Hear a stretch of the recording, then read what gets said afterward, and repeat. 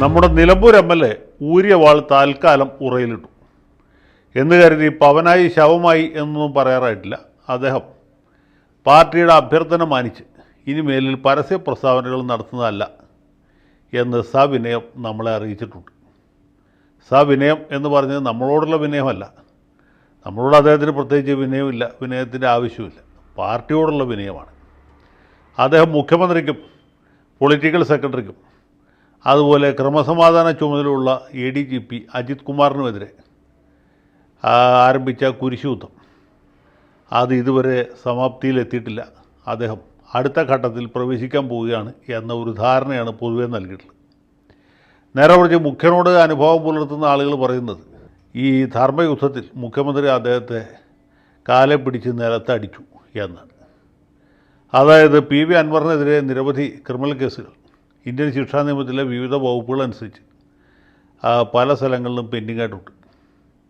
അതിനൊക്കെ സംബന്ധിച്ച് പരാതികളും പോലീസിൻ്റെ മുമ്പിലുണ്ട്.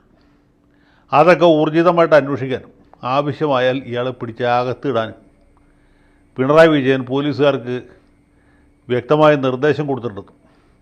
അധികം കളിച്ചാൽ അൻവർ ഈ സബ് ജയിലിൽ കിടന്ന് ഗോതമ്പുണ്ട കഴിക്കേണ്ടി വരും എന്നൊക്കെയാണ് മുഖ്യൻ്റെ ആരാധകർ പറയുന്നത്. അതും ശരിയാകണമെന്നില്ല.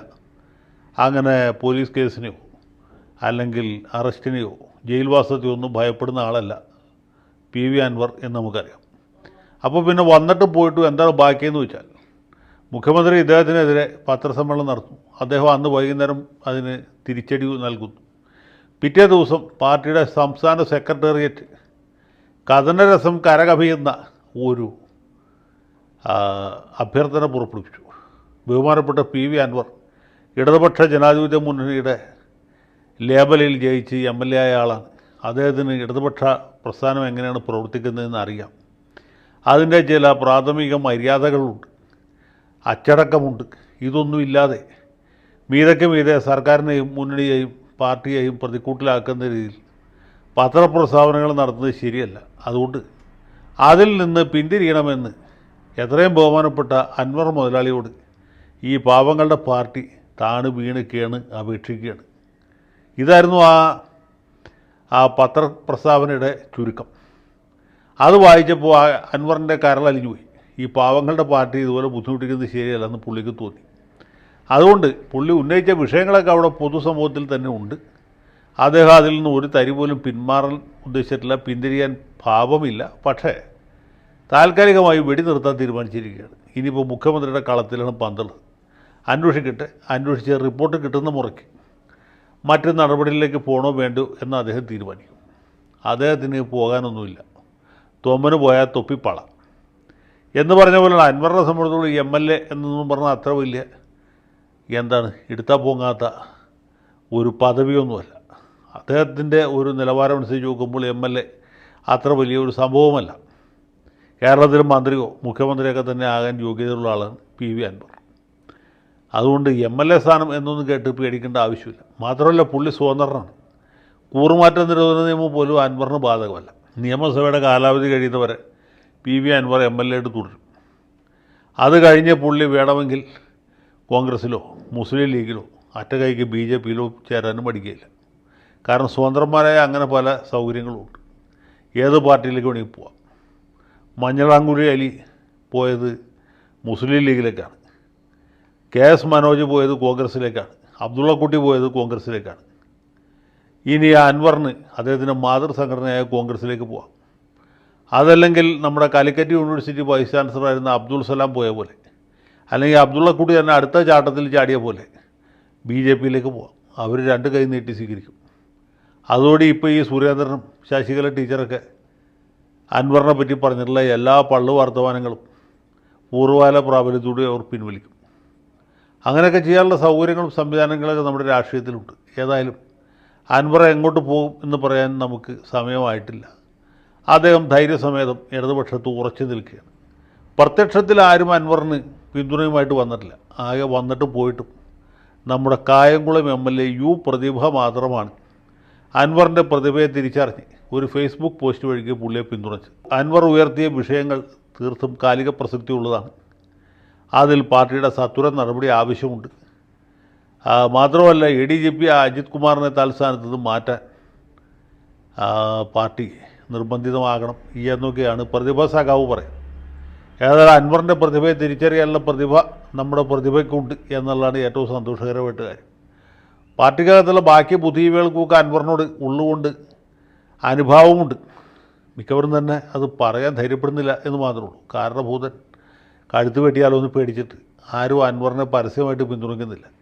ഏതായാലും രഹസ്യമായിട്ട് പലരും പുള്ളിക്ക് പിന്തുണ ഉണ്ട് താൻ. പ്രത്യേകിച്ച് പിണറായി വിജയനെ പുകച്ച് പുറത്തു കാണിക്കാൻ താല്പര്യമായി നിൽക്കുന്ന കുറച്ച് പേരുണ്ട്. അവരെ സംബന്ധിച്ചിടത്തോളം ഈ അൻവർ എന്ന് പറയുന്നത് അവർക്ക് വിലമതിക്കാനാകാത്ത ഒരു ഈടുവെപ്പാണ്. അദ്ദേഹത്തെ ഉപയോഗിച്ച് ഇദ്ദേഹത്തെ മനുഷ്യ ബോംബാക്കിക്കൊണ്ട് ഈ എതിർ വിഭാഗക്കാരെ ഒതുക്കാമെന്നാണ് അവർ വിചാരിക്കുന്നത്. അതങ്ങനെ നടക്കും. അതൊക്കെ വേറെ കാര്യമാണ്. ഇപ്പം നമ്മുടെ ചോദ്യം അതല്ല. ഈ ധർമ്മയുദ്ധത്തിൽ ആര് ജയിച്ചു? പിണറായി വിജയൻ ജയിച്ചു, അതോ PV അൻവർ ജയിച്ചു? രണ്ട് PV ആണ്. ഒന്ന് പിണറായി വിജയൻ, മറ്റത് PV അൻവർ. ഇത് ഏത് PV ആണ് ജയിച്ചത് എന്ന് ചോദിച്ചാൽ സത്യത്തിൽ എൻ്റെ അഭിപ്രായത്തിൽ അൻവറാണ് ജയിച്ചത്. അൻവറിനെ സംബന്ധിച്ചിടത്തോളം ഇതിന്ന് കിട്ടാനൊന്നുമില്ല. അദ്ദേഹത്തിൻ്റെ ആകെ താല്പര്യമുണ്ടായിരുന്നത് മലപ്പുറം പോലീസ് സൂപ്രണ്ടിനെ മാറ്റണം എന്നുള്ളതായിരുന്നു. അത് മാറ്റി. മലപ്പുറത്തെ എല്ലാ DYSPമാരെയും മാറ്റി. ഇപ്പോൾ അൻവർ വിചാരിച്ചാൽ, അല്ലെങ്കിൽ അൻവറിന് താല്പര്യമില്ലാത്ത ഒരാൾക്ക് മലപ്പുറത്ത് പോലീസുകാരനായിട്ട് തലയിൽ തൊപ്പിയും വെച്ച് നടക്കാൻ പറ്റുകയില്ല എന്നുള്ള എല്ലാവർക്കും ബോധ്യമായി.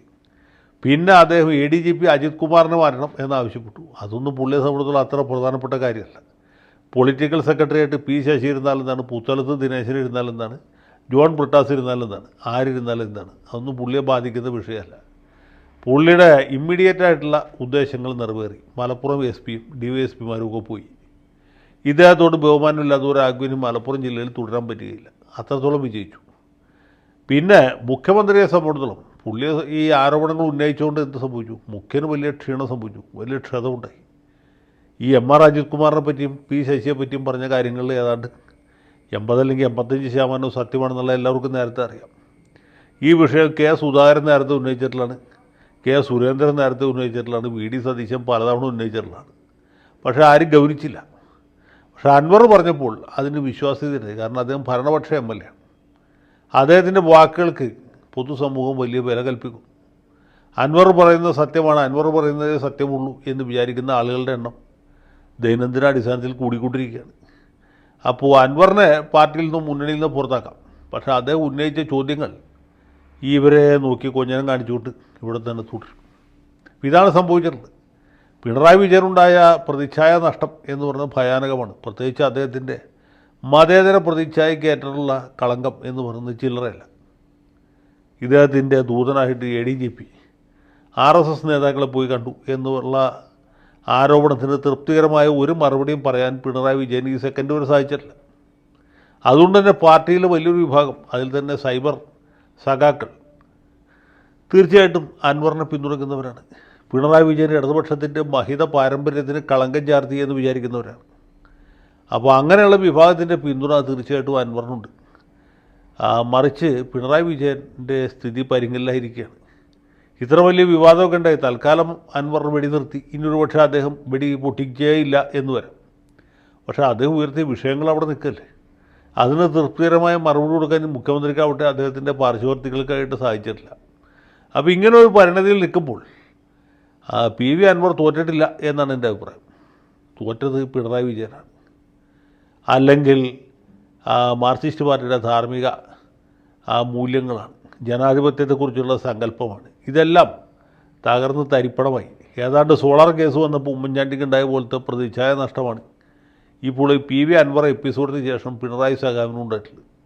അപ്പോൾ ഇങ്ങനൊരു പരിണതിയിൽ അൻവറിനെ സംബന്ധിച്ചിടത്തോളം പോകാനൊന്നുമില്ല. കിട്ടാനുള്ളത് തീരെ നൂതന ലോകമാണ് താൻ.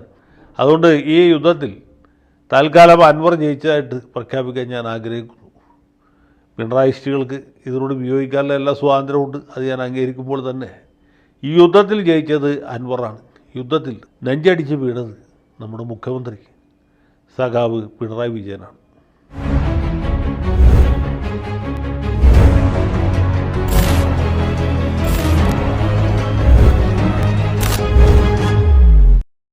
കൂടുതൽ വാർത്തകളും വിശേഷങ്ങളും നിങ്ങളിലേക്ക് എത്താൻ ABC മലയാളം സബ്സ്ക്രൈബ് ചെയ്യുക, ബെൽ ബട്ടണും അമർത്തുക.